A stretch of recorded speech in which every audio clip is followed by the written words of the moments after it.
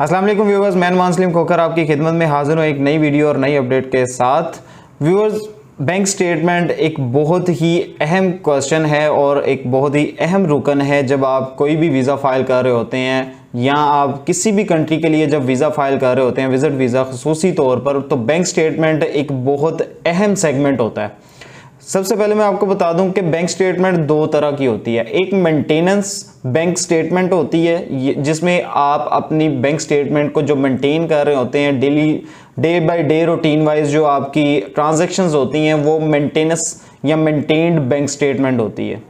एक होती है क्लोजिंग बैलेंस वाली बैंक स्टेटमेंट, ठीक है, जो कि आपके मंथ एंड पे क्लोजिंग बैलेंस आ रहा होता है, वो बैंक स्टेटमेंट होती है। अब ये दोनों बैंक स्टेटमेंट्स में कौन सी बैंक स्टेटमेंट जरूरी है, कौन सी बैंक स्टेटमेंट अहम है जब आप कोई भी या किसी भी कंट्री का वीजा फाइल कर रहे होते हैं, तो आपको क्लोजिंग बैलेंस वाली बैंक स्टेटमेंट की तरफ जाना है, जिसमें मैं अक्सर और बेशतर अपनी रिसेंट वीडियोस में बता चुका हूं कि आपके पास कितना बैलेंस होना चाहिए डिफरेंट कंट्रीज के लिए।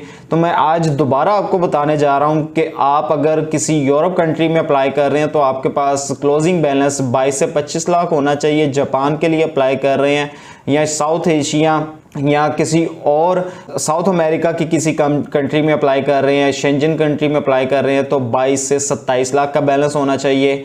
अगर आप कनाडा के लिए अप्लाई कर रहे हैं तो आपके पास 35 टू 45 लाख का बैलेंस होना चाहिए। सिंगल केसेस का मैं बता रहा हूं।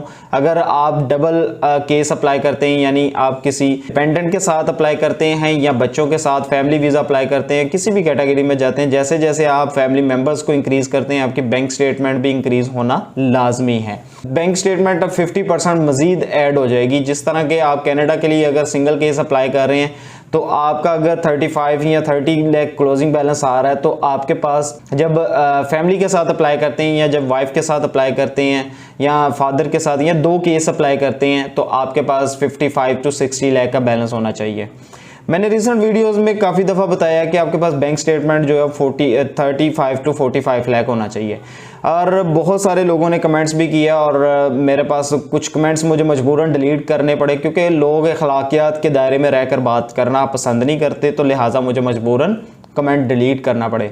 आपसे दरख्वास्त है कि आप अपनी तनकीद और तकलीद का हक रखते हैं, तो आप तनकीद भी कर सकते हैं, तकलीद भी कर सकते हैं और तायद भी कर सकते हैं। हर चीज़ आप कर सकते हैं, लेकिन ख्याल रखा करें कि आप जो भी बात करें अखलाकियात के दायरे में रहकर बात करें, ताकि मैं भी उसका आंसर जो है वो वीडियो के थ्रू या थ्रू कमेंट आपको दे दिया करूं। क्वेश्चन ये था कि जी बैंक स्टेटमेंट का आपको क्या कनाडा की एम्बेसी ने बताया कि 45 लाख क्लोजिंग बैलेंस होना चाहिए? तो भाईजान मेरा आंसर ये है कि अगर आप कम बैलेंस के साथ अप्लाई कर रहे हैं तो कोई मसला नहीं, आप अप्लाई करें। अगर वीज़ा रिफ्यूज़ हो जाता है तो फिर आप एजेंट्स के पास ना जाया करें। आपके फाइनेंशियल टाइज के ऊपर जब एलिगेशन लग जाता है या फाइनेंशियल जो प्रूफ ऑफ फंड है उसके ऊपर जब कंडीशन लग जाती है, तो फिर आप एजेंट्स के पास ना जाया करें, फिर आप दोबारा अपने केस को खुद अप्लाई किया करें। दूसरा क्वेश्चन आया जी के जो शिनूक सॉफ्टवेयर के ऊपर मैं बात कर चुका हूँ कई दफ़ा, तो शिनूक सॉफ्टवेयर कैसे काम करता है वो भी मैं बता चुका हूँ। वीडियो का लिंक डिस्क्रिप्शन में मौजूद है, आप वो वीडियो देख सकते हैं। उसका आंसर था, उसका क्वेश्चन आया जी क्या एम्बेसी ने आपको बताया या आपने खुद ये सॉफ्टवेयर चेक किया? तो मेरे प्यारे भाईजान, ये सॉफ्टवेयर एम्बेसी की अथॉरिटी में है, ये सॉफ्टवेयर हर बंदे की रसाई में नहीं है। ये कैनेडियन एम्बेसी खुद कैनेडियन कॉन्सुलेट या कैनेडियन गवर्नमेंट यूज़ करती है डाटा एनालाइज करने के लिए, और ये खाली एम्बेसीज में सॉफ्टवेयर यूज़ नहीं होता, ये डिफरेंट कंपनीज में यूज़ होता है और different government sector of Canada में यूज़ होता है। इसकी डिटेल्स मैं कई दफ़ा अपनी वीडियोस में लगा चुका हूँ। शिनूक +3 जो सॉफ्टवेयर है ये आपको canada.ca की वेबसाइट पे मिल जाएगा।